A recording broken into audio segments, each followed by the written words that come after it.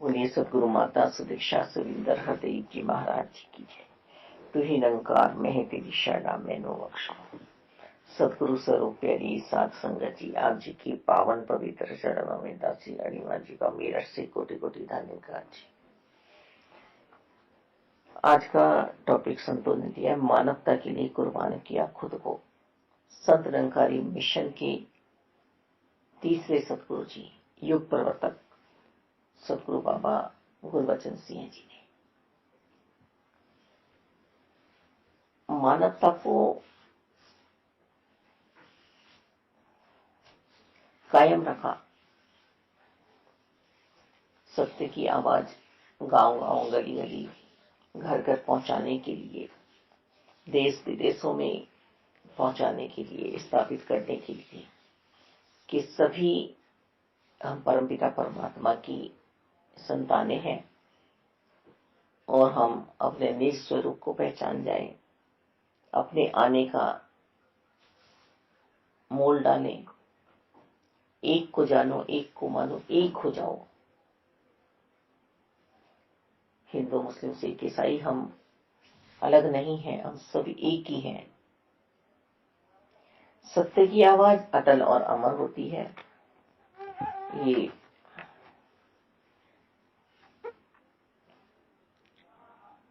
विश्वास दिला रहे थे कि तुम सच्चाई के साथ रहो।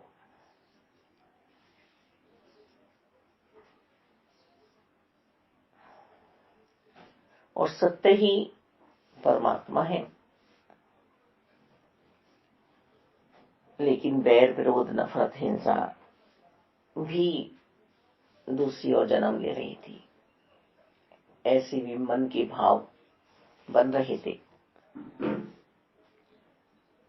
इन्होंने मानव को मानवता का पैगाम देने की सोची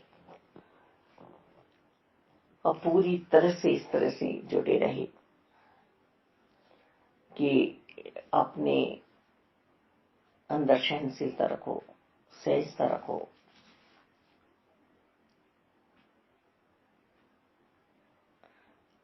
हमें किसी भी बात में टकराव नहीं करना है। यदि कोई इस सत्य के पैगाम को देने के लिए हमारा विरोध कर रहा है, रोक रहा है, बड़ी से बड़ी दुर्घटना कर रहा है, हिंसक प्रवृत्ति का बन गया है, तो हमें ऐसा जवाब नहीं देना है। हमें प्यार में ही रहना है और एक शरीर चला भी जाएगा तो ये पैगाम रुकने वाला नहीं है। यदि घर में कोई पागल हो जाए, दीवाना हो जाए, बौरा जाए, तो उसका हमें इलाज कराना है, उसे मारना नहीं है। होश आने पे वह स्वयं ही एहसास करेगा कि वह कर क्या रहा था। अपनी शांति को हम ना खोलें, क्योंकि बार बार विरोधी जो हिंसा प्रवृत्ति के थे,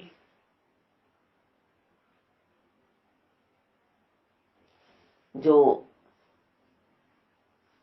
हमले कर रहे थे,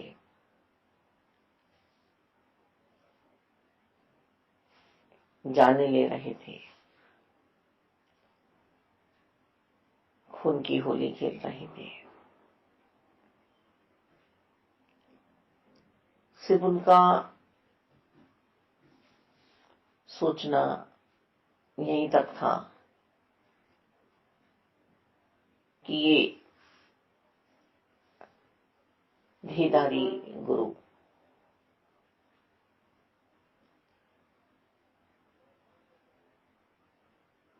क्यों सबको ये पैगाम पहुंचा रहा है। कि तुम परमात्मा से मिल सकते हो, परमात्मा तुम्हें मिल सकते हैं। तुम्हारे जीवन में उजाला हो सकता है, ज्ञान आने से अज्ञानता मिट सकती है। जो धोती बाबा ही लौट रहे थे, जिन्होंने धर्म का नाम लिया था, सहारा लिया हुआ था, वो ऐसा बार बार घोर अपराध कर रहे थे। पर सतगुरु बाबा गुरबचन जी ने कभी भी शांति का साथ नहीं छोड़ा। सत्य की आवाज को पहुंचाने का बीड़ा जो उन्होंने उठाया था, उस बीड़ा को आगे बढ़ाते थे। वो आवाज रुकी नहीं।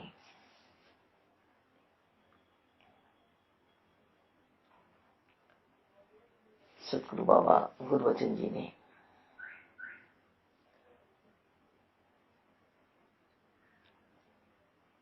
जब ये शांति का, सुकून का पैगाम दिया, तो भक्तजन, संतजन सब सहनशीलता में आ गए और क्षमा मांगने लगी, क्योंकि उन्होंने भी मन यही बनाया था कि जैसे सामने वाले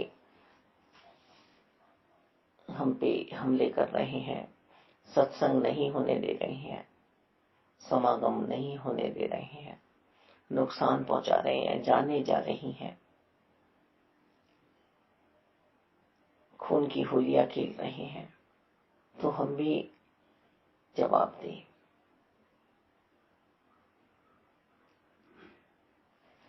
बार बार भक्तों पर हमले होना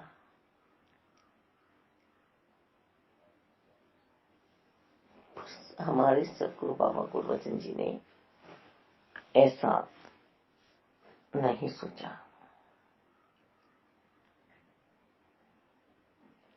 जगह जगह पर निरंकारी संतों पर जुल्म और अत्याचार होने लगे। यही समझाते कि झूठ के पांव नहीं होते हैं, सत्य कभी हारता नहीं है। एक निरंकार प्रभु का आसरा लो और सतगुरु पर पूरा विश्वास रखो।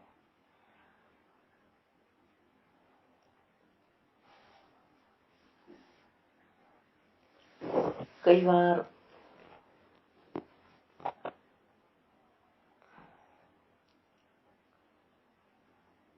संतों ने सतगुरु जी पर बार बार हमले होते देखकर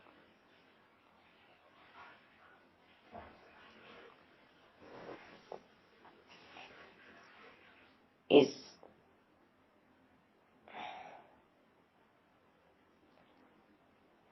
निर्भरता को तोड़ना चाहा, पर मान ही नहीं रहे हैं सतगुरु बाबा गुरबचन जी।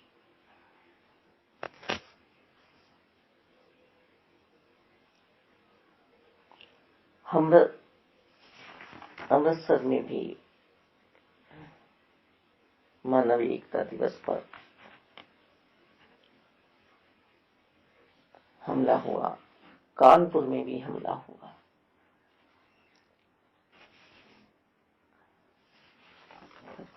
सतगुरु बाबा गुरबचन जी नहीं माने।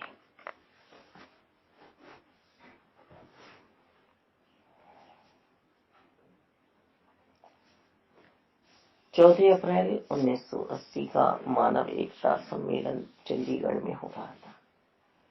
हजारों की गिनती में संतों को संबोधित करते हुए आपने कहा, साध संगत, आपका गुरु कोई एक शरीर नहीं है। कभी भी दिल में ये ख्याल नहीं लाना कि कोई एक शरीर हमारा मिशन है। दाता किसी भी शरीर से कोई भी काम ले इसकी अपनी मर्जी है। ये मिशन सत्य का मिशन है। यदि एक गुरुवचन सिंह का शरीर चला भी गया तो भी ये मिशन रहेगा।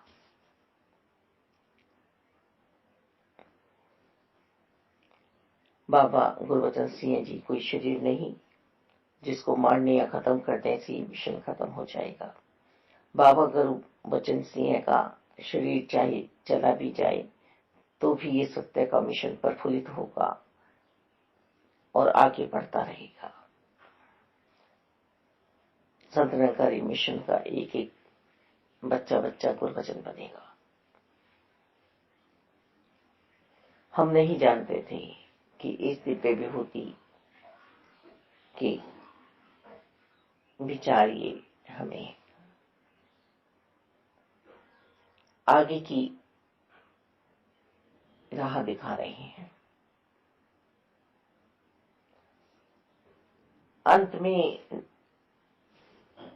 24 अप्रैल 1980 की काली रात्रि जब मानवता के सीने में से निकल गई नफरत ईर्ष्या की गोली, आपने अपना खून देकर पाप का घड़ा भर दिया और पाप और जुल्म के मुख पर वह कालिक लगी जो सदियों तक धुलने लायक नहीं है। इस तरह 24 अप्रैल 1980 को इतिहास का ये पन्ना बदल गया। इस दिन आप हफ्ता भर संगत करके पहाड़गंज से रात लगभग 11 बजे निरंकारी कोठी पहुंचे। आपकी कार जैसे ही निरंकारी कोठी भवन के आंगन में पहुंची तो आपके निवास स्थान के सामने वाली तरफ से गोलियों की बौछार शुरू होने लगी।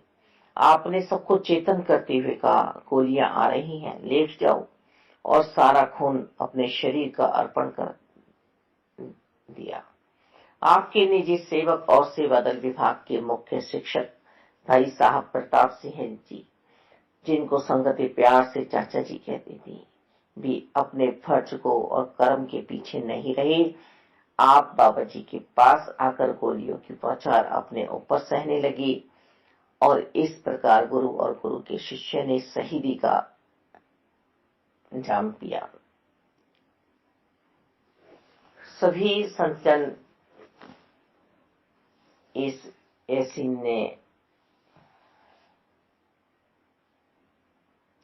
देख रहे थे कि दर्द किसी की से सहन नहीं हो रहा था।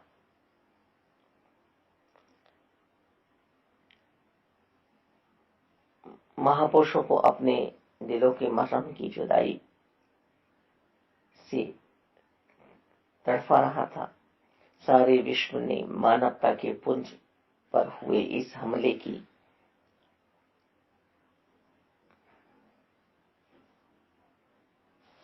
मालिक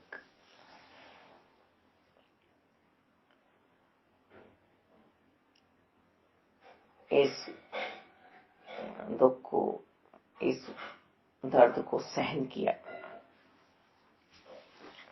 सारे विश्व ने सतगुरु बाबा गुरुबचन जी को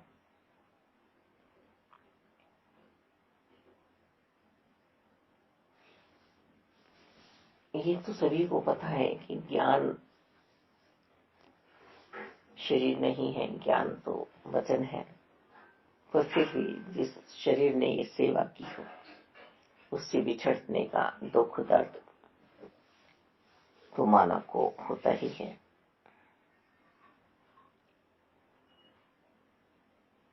ऐसे युग प्रवर्तक बाबा गुरुबचन सिंह जी शारीरिक रूप से संतों के सामने से ओझल हो गए। फिर ये जीवन भी इतना प्यारा जी कर गए कि जहां विरोधियों को क्षमा करते चले गए, वहीं घर भी बनाने की बात पूरी तरह से की कि नशा नहीं किया जाए। इनकम लाते हो, कमाई करके लाते हो, नशे में उड़ा देते हो, परिवार भूखा रहता है, लड़ाई झगड़े होते हैं, कलेश होता है, क्योंकि गुरु की आवाज को सब सुनते हैं। सदगुरु जी की आवाज को काटता नहीं है कोई। नारी जाति का सम्मान कराया, स्वयं पहल की, राजमाता कुलवंत कौर जी को अपने साथ सिंहासन पर बैठाकर कि जिस घर में नारी का सम्मान होता है वहां पर कलह कलेश नहीं होते हैं और वहां से बरकतें जाती नहीं है। नारी शक्ति को पहचानो।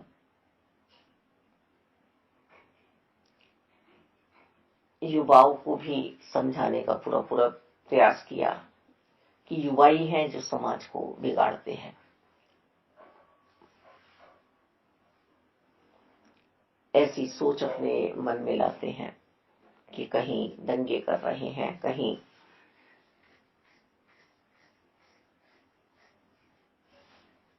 दूसरे पैगाम दे रहे हैं अनैतिकता के। तो युवा जब सत्य से जुड़ जाएंगे, परमात्मा से जुड़ जाएंगे, तो वह ऐसा घातक सोच अपने अंदर नहीं रखेंगे और हमले नहीं करेंगे जगह जगह। कभी रोजगार के लिए, कभी किन्हीं और बातों को लेकर गुस्से दिखाने। तो इससे भी समाज के लिए इन्होंने सोचा।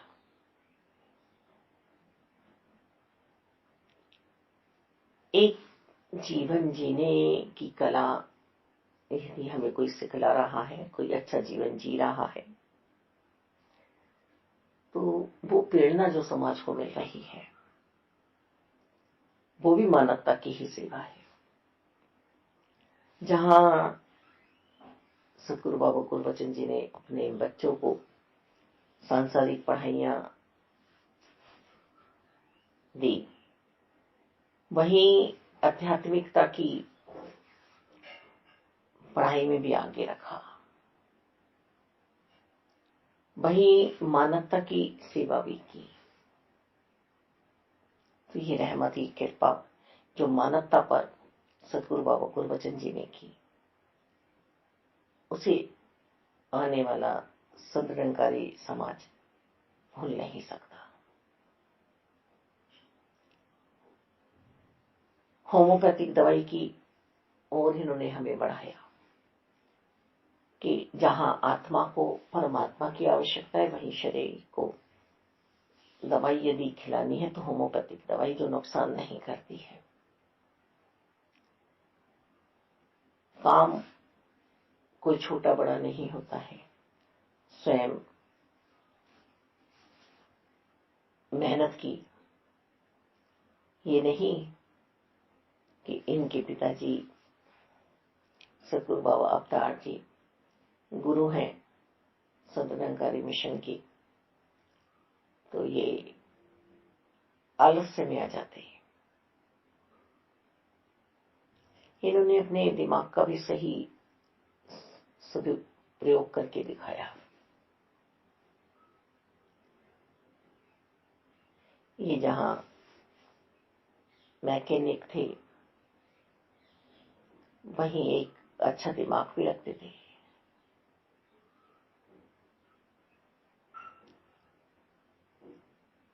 भवन वगैरह बनाने में भी इन्होंने अपनी कला को आगे बढ़ाया। संत निरंकारी मिशन में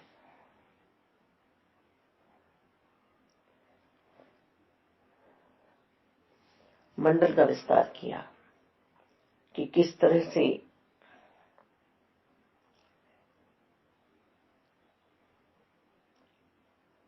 इस मिशन को संभाला जाए, संवारा जाए।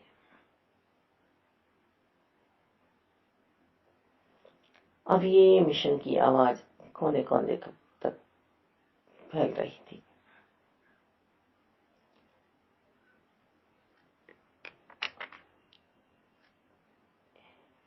सतगुरु मर्यादा पुरुषोत्तम होते हैं, चमत्कारी नहीं। मिशन की एक जमीन पड़ी हुई थी जो बंजर थी, जिसे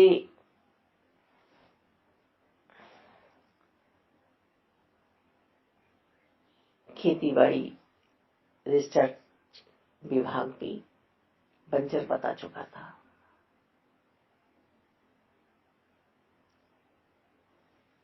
इन्होंने विश्वास कायम कराते हुए संतों महात्माओं का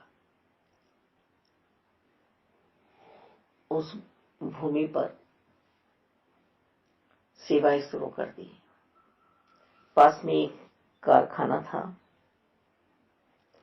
उनकी इजाजत लेकर वहां जो उनका पानी इधर उधर बहता था वो पाइप डलवा दिया और उस बंजर भूमि में पानी जाने लगा। वहां खेती की गई, उस पे मेहनत हुई, उसका परिणाम यही निकला कि वह बंजर भूमि लहराते खेतों में बदल गई। सरकारी विभाग भी देखता रह गया।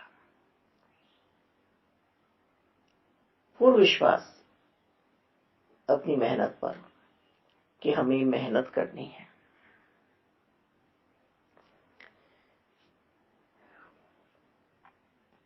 ये परोपकारी हृदय सबको पैगाम देते चले गए कि आत्मा के और शरीर के लिए कुछ हमारे फर्ज हैं। व्यायाम, सैर, खेल हमें स्वच्छ रखते हैं, तंदुरुस्त रखते हैं। पौष्टिक आहार लेना है। ये सब बातें हमारे लिए बहुत उपयोगी हैं। जो सदगुरु बाबा हरदेव जी ने साहित्य से प्रेम था, इन्हें मेरी आवाज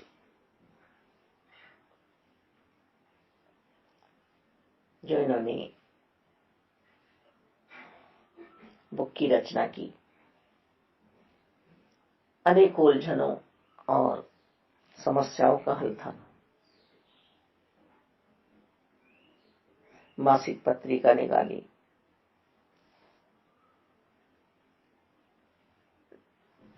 दहेज रहित शादियां कराई कि वर वधू योग्य होने चाहिए। ये सभी आवाज जो लग रही हैं, ये मानवता के लिए लग रही हैं। मानव हो मानव को प्यारा, एक दूजे का बने सहारा। हम संत निरंकारी मिशन के संत महात्मा महापुरुष ही नहीं, समाज भी इस मिशन को, इस आवाज को मानता है और नमस्कार करता है कि ये सोच, ये समझ, ये सूची जो दे रहे हैं, ये हर कोई नहीं दे सकता। दासी के साथ तो ऐसा ही होता है। इस मिशन की बातों को जब साझा किया जाता है तो सामने वाला भी क्या होता है, हाँ हाँ ऐसा ही सुना है हमने, ऐसा ही देखा है। सेवा सिमरन सत्संग करते हुए सिर्फ और सिर्फ हमें अपना और समाज का भला करना है। सदगुरु बाबा गुरबचन जी को हम श्रद्धा सुमन चढ़ाते हैं, जिन्होंने मानवता को एक नई दिशा दी, जिससे दशा सुधरी। धन्यवाद।